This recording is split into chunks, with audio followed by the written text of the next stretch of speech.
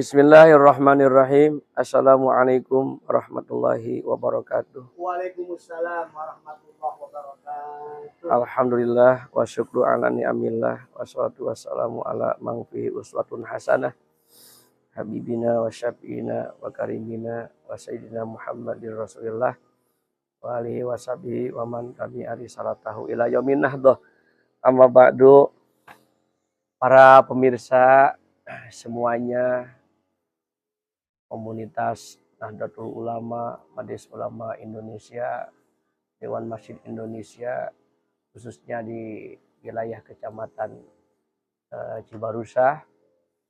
Ya, tentu semua para pemirsa yang budiman, alhamdulillah di siang hari ini ya saya dijumpai oleh Kang Jalal ini, Gus Faiz, untuk ya kopdar begitu. Ya, karena memang ini kita lagi rileks ini, santai-santai sambil kita cari inspirasi di satu tempat yang sangat-sangat sederhana. Tentunya lebih umum orang menyebutnya ini gazebo akang.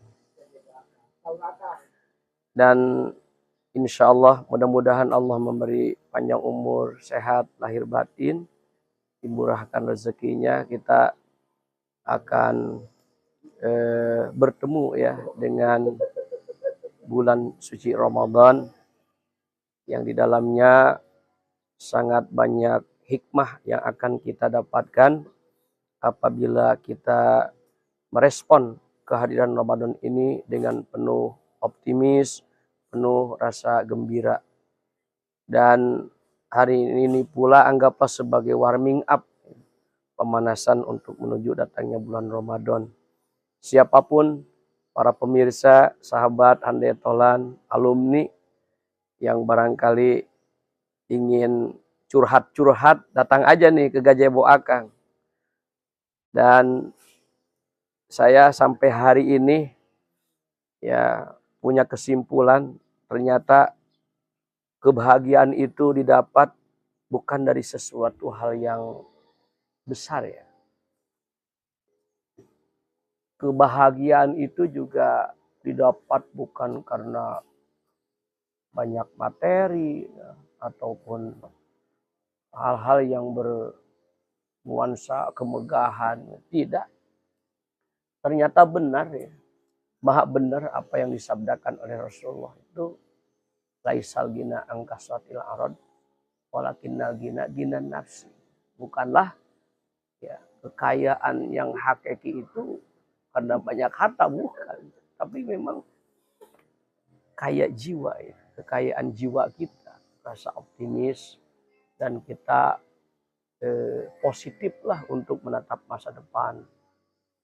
Maka saya juga boleh dibilang semenjak dibuatnya gazebo yang amat sangat sederhana ini, membuat saya merasa lebih betah gitu dari tempat-tempat yang lain.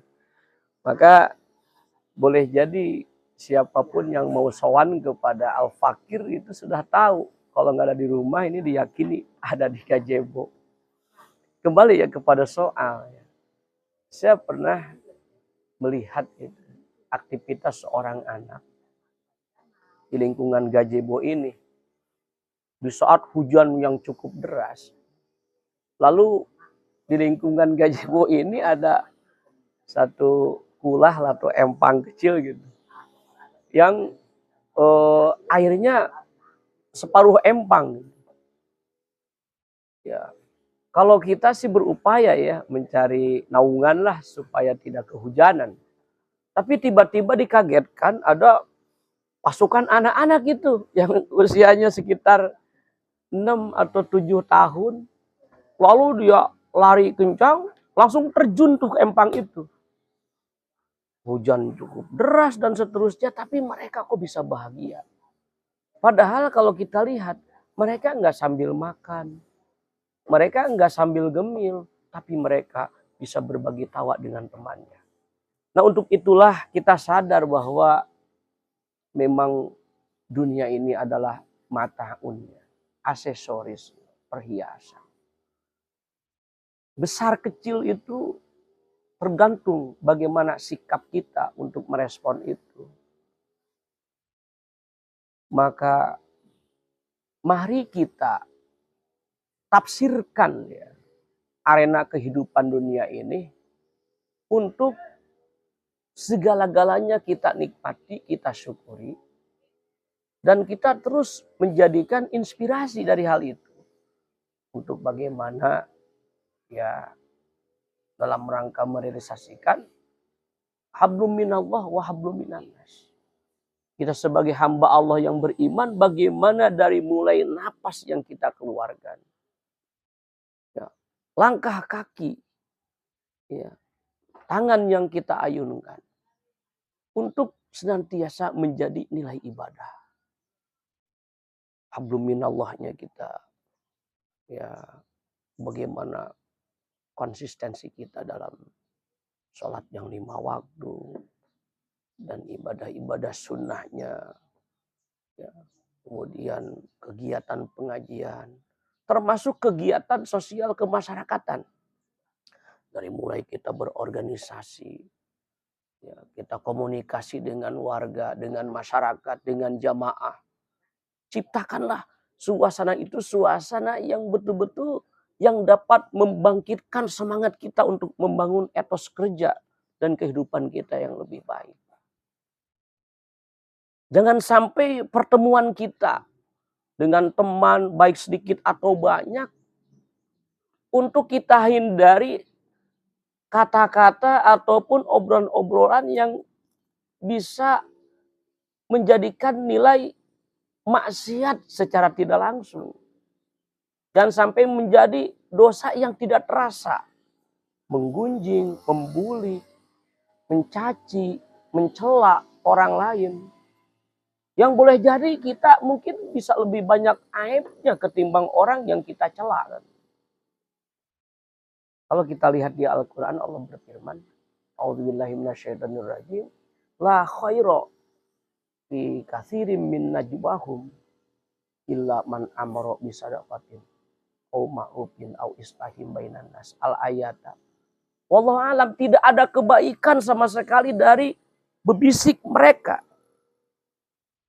Bagaimana bisikan kita, bagaimana obrolan kita agar menjadi baik, illa man amara bisadaqatin. Sehingga obrolan kita itu bisodakotin. Bisa menjadi untuk kebenaran dalam perspektif lugawiyahnya. Secara terminologinya juga kita bagaimana untuk gemar bisa memberi kepada orang lain ketika Allah memberi keleluasaan rezeki kepada kita. Oh ma'rufin atau segala manifestasi kebaikan. Bagaimana agar pertemuan kita itu menjadi hikmah, menjadi ilmu yang bermanfaat. Ma'ruf di sini pokoknya segala aspek kebaikan yang tidak kontradiktif dengan ketentuan hukum syara'nya. Termasuk au islahim bainan nas. Bagaimana untuk mengislahkan orang lain. Bagaimana agar tercipta kedamaian bukan hanya yang ada pada diri kita dengan teman kita, dengan rumah kita. Melainkan bagaimana secara kolektivitas itu tercipta kedamaian. Untuk itulah Allah Subhanahu wa ta'ala menganugerahi kenikmatan kepada kita. Kita diberi kelengkapan organ tubuh. Dari mulai mulut kita bisa berucap. Dari tangan kita bisa bergerak. Kaki kita bisa melangkah.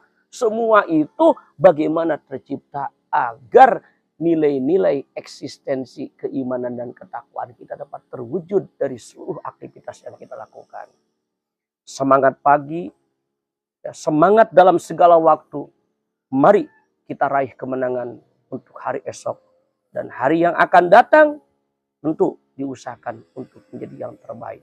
Hari ini kita lakukan agar semua ini akan tercipta nilai-nilai kemaslahatan. Kemaslahatan fid dini wa dunya wal akhirah. Untuk kemaslahatan bangsa. Untuk kedamaian-kedamaian yang hakiki.